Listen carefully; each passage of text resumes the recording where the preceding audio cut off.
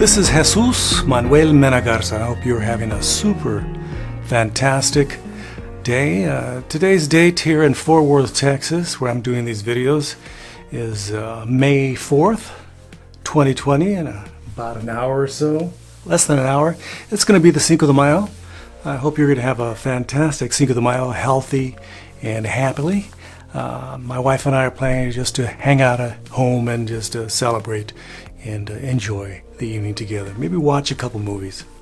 In this video, it's newbies, new persons to RVing, especially the young folks out there that are interested in 3 tips that I can give them on RV salesman, how to deal with RV salesmen, and what to expect when dealing with an RV salesman and an RV dealership. This is also going to be used pretty much with auto dealerships also, but primarily this one's focusing on RV dealerships. My experience with RV dealerships goes way back.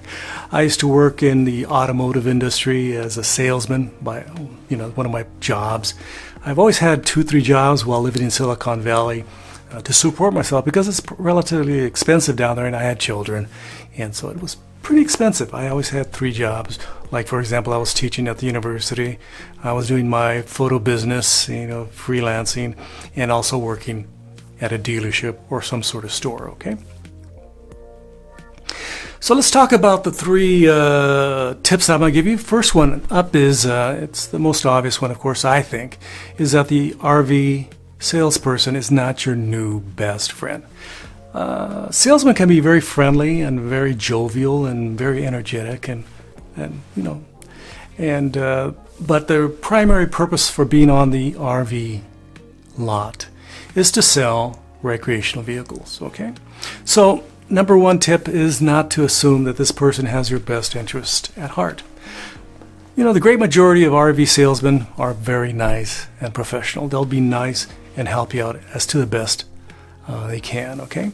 But there is the desire to have an income and to pay your bills, be it rent or a mortgage, and to provide for your family and friends.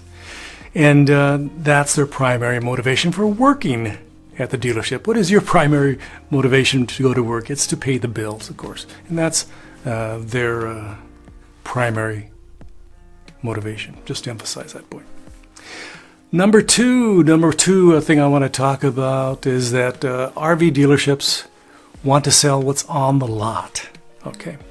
They don't want you to go, say you want A and they don't have A, but they'll provide you B, okay? So they're going to try to sell you what they have. You may want, A feature, B feature, and C feature, but they may only be able to provide you an A and a B and maybe a D or an F, okay? So you want certain features, and you're already done your research. You've done all your research. You've spent a year, trying to figure out, what do I really want to do? Am I going to go full time? Am I going to be a weekend warrior? Do I want to do some adventuring all over the United States? I want to go down those dirt roads, and I need a 4x4, RV, or I'm going to hitch a small, inexpensive travel trailer behind my truck or SUV. There's a lot of choices that you have to make ahead of time before you head to the dealership. If you depend on the dealership to make your decisions, that's going to be your big mistake, okay? So the primary motivation for a lot of RV dealerships is to sell what they have on their lot.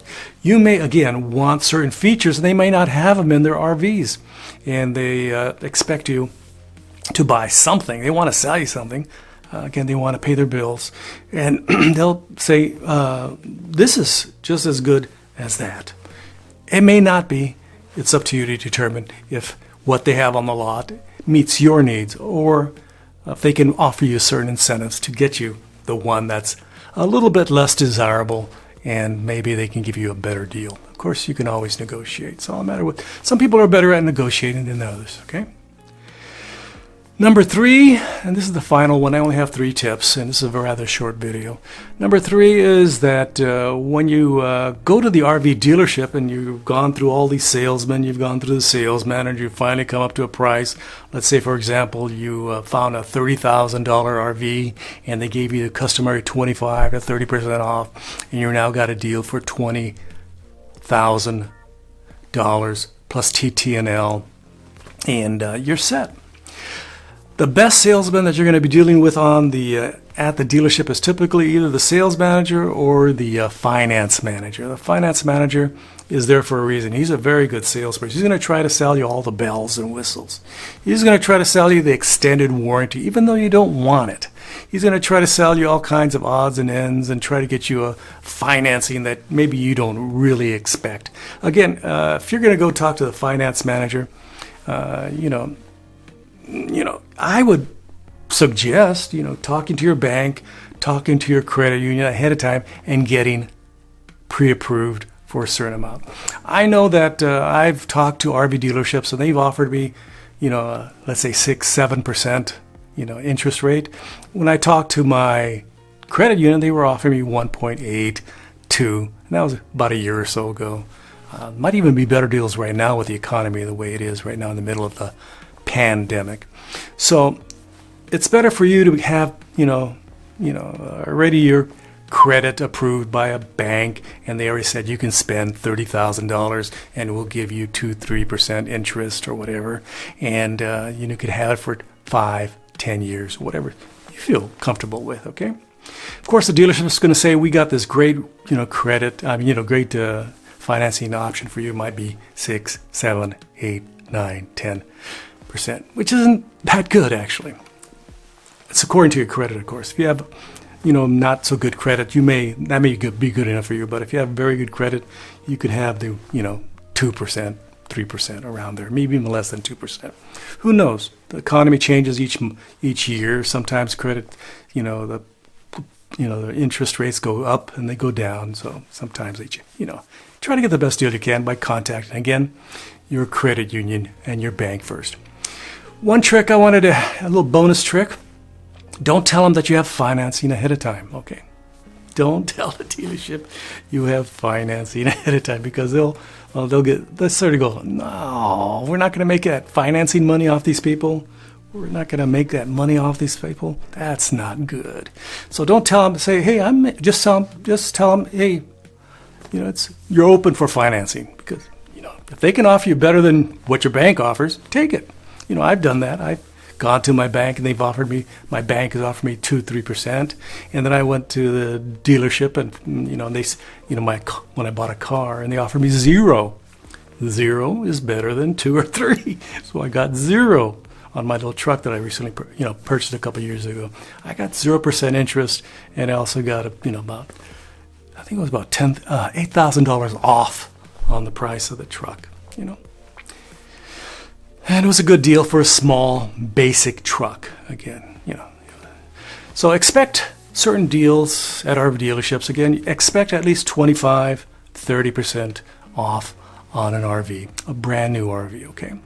Some manufacturers out there don't like to give discounts. Some of the Canadian companies like, those Class B pluses and Airstream, they don't like giving those deals.